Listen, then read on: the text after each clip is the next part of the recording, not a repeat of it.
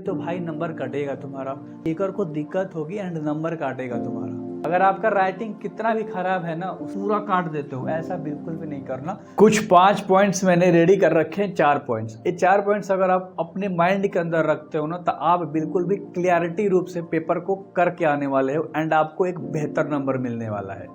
Detail explain भी करूंगा। क्या होता है ना, देखो, पूरे आर्टिकल्स पढ़ने के बाद, पूरे ब्लॉग्स पढ़ने के बाद, काफ़ी देर से डिस्कस करने के बाद, बहुत सारे लोगों के वीडियोस देखने के बाद एंड टीचर्स के राय सुनने के बाद ये वीडियोस बना रहा हूँ। एंड कब नंबर नहीं कटता भाई, ध्यान से सुनना आपके बोर्ड एग्जामिनेशंस में एंड आप किस लेवल से लिखोगे।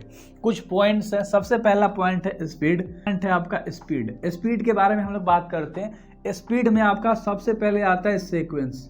ध्यान से समझना मेरे भाई। अब यहाँ पर आपके नंबर बहुत कटते हैं, ठीक है। एक सीक्वेंस का मतलब क्या है, चलो एक एग्जांपल लेकर बताता हूँ, ठीक है। एक मोहन है और एक सोहन है, ठीक है। 2 लोग हैं, दोनों पेपर को लिख रहे हैं अपने एग्जामिनेशंस में। मोहन क्या कर रहा है, सीक्वेंस में बना रहा है। 1 नंबर बनाया, 2 नंबर बनाया, चलो इसको 3 नंबर नहीं आ रहा था तो 3 नंबर को इसने छोड़कर इसके अगला 4 नंबर बनाया, 5 बनाया, फिर 8 बनाया, फिर 11 बनाया, फिर 16 बनाया, मतलब सीक्वेंस में बनाते चला गया।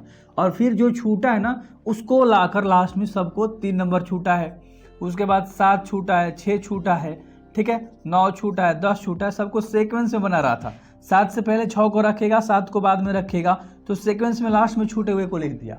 अब सीक्वेंस में लिख रहा था। अब ये जो सोहन नाम का लड़का था, 1 नंबर बनाया, 7 बनाया, फिर 3 में आ गया, फिर 5 में गया, फिर 4 में आ गया, तो इसका सीक्वेंस में नहीं है। जब ये सीक्वेंस में नहीं होता तो चेकर को इरिटेशन होती है। अब तुम्हें भी पता है कि यार बहुत सारे कॉपी चेक करने होते हैं, तो जब टाइम आपके कॉपी में लगेगा उसको चेक करने के लिए, तो भाई नंबर कटेगा तुम्हारा।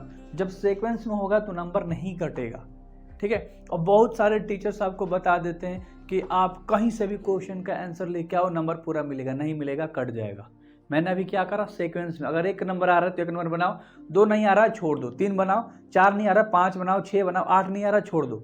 लेकिन सीक्वेंस में बनाते हुए जाओ और जो जो छोड़ा ना उसको लास्ट में बना दो। तो ये सीक्वेंस हो गया एक तरीके से। एंड चेकर जो करेगा ना, वो उस पर इंप्रेशन अच्छा पड़ेगा।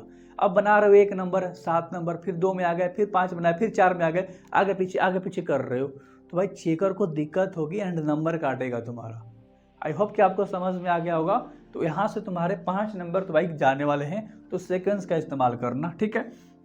राइटिंग से रिलेटिव यहाँ पर एक मस्त अपडेट है, मस्त है एक चीज़ है, क्योंकि देखो, अगर आपका राइटिंग कितना भी खराब है ना, उससे नंबर नहीं कटता। बस वहाँ आपका जो आंसर लिखा हुआ है ना, उसमें कट्स नहीं होना चाहिए एंड वो आंसर बिल्कुल पढ़ने आना चाहिए, बिल्कुल भी करेक्ट होना चाहिए, उसमें वर्ड स्पेलिंग मिस्टेक नहीं होना चाहिए। समझ में आ गया। हिंदी में शब्द और इंग्लिश में वर्ड्स होते हैं, वही स्पेलिंग, छोटे छोटे लेटर्स, वो नहीं कट ऑफ होना चाहिए आपका, या छूटना नहीं चाहिए। बस आपको साफ लिख कर आना है। अगर चेकर को साफ देखेगा तो भाई नंबर देगा पूरा, ठीक है। अगला तुम्हारा क्या है, आंसर कट्स। अभी मैंने डिस्कस करा। आंसर कट्स का मतलब क्या है, आप आंसर लिख रहे हो किसी भी क्वेश्चंस का, बीच में गलत हो गया, क्या करते हो आप लोग, पूरा काट देते हो। ऐसा बिल्कुल भी नहीं करना। जो पॉइंट गलत हुआ ना, उसको थोड़ा सा काटना है, राइट। पूरा अगर मान लो 1 लाइन लिखा, 2 लाइन लिखा, 3 लाइन लिखा, इसमें थोड़ा सा छूट गया आपका, तो आप लोग क्या करते हो, 3 लाइन काट देते हो। इससे बहुत बैड जो प्रभाव होता है ना, वो पड़ता है आपके कॉपी पर, चेकर के मुताबिक, एंड आपका नंबर कट जाता है। तो आपको क्या करना है, अपने मेंटेन करके लिखना है, ठीक है। अब यहाँ कट ऑफ क्यों नहीं होगा, ध्यान से सुनो।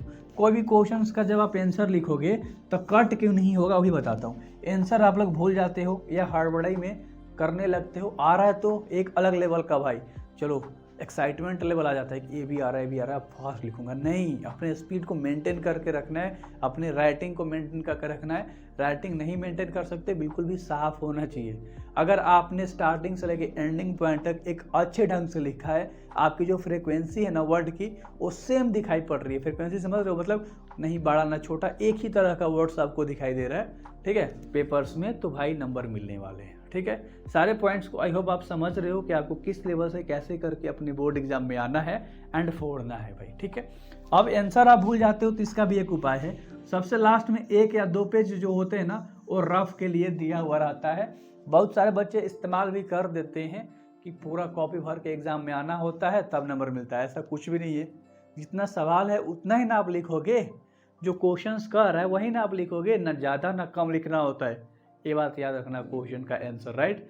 ना ही ज़्यादा ना कम। क्वेश्चन जो कह रहा है मात्र वही लिखना है, क्योंकि चेकर वहाँ बुर्बक नहीं बैठा है, एक्सपीरियंस वाला बैठा हुआ है जो कि 20 साल से 25 साल से तुम्हारा कॉपी चेक कर रहा है, बोर्ड एग्जाम वाला, राइट। तो बिल्कुल भी दिक्कत नहीं होना चाहिए आपको, अच्छे से आपको करके आना है। अब यहाँ जो आप भूल जाते हो, इससे पीछे रफ वाले पार्ट्स पे एक बार लिख कर ट्राई कर लेना, क्योंकि हर क्वेश्चन तो आप भूलने वाले हो नहीं। रेयर केस में 1 या 2 का आंसर आप भूलोगे, तो एक बार पीछे लिख कर छोटे छोटे पॉइंट्स में, ध्यान समझना, पूरा क्वेश्चन नहीं लिखना है रफ करके, नहीं, उसके छोटे छोटे पॉइंट्स बना के लिखने हैं कि आपको याद है कि नहीं, जहाँ जहाँ भूल रहे हो वहाँ फिर वहाँ से यहाँ एक अच्छा कर लेना है, दैट्स इट। करता हूँ कि अब आपका बोर्ड एग्जाम बिल्कुल भी अच्छे से जाएगा, सारा कन्फ्यूजन दूर हो गया होगा। अगर कोई भी है तो कमेंट कर दो, शॉर्ट वीडियो के माध्यम से कंप्लीट करा दूंगा। आई होप कि सारा कंप्लीट हो गया होगा। सो बेस्ट ऑफ लक, फोड़ना है आपको एंड मचा के आनी है, that's it, best of luck.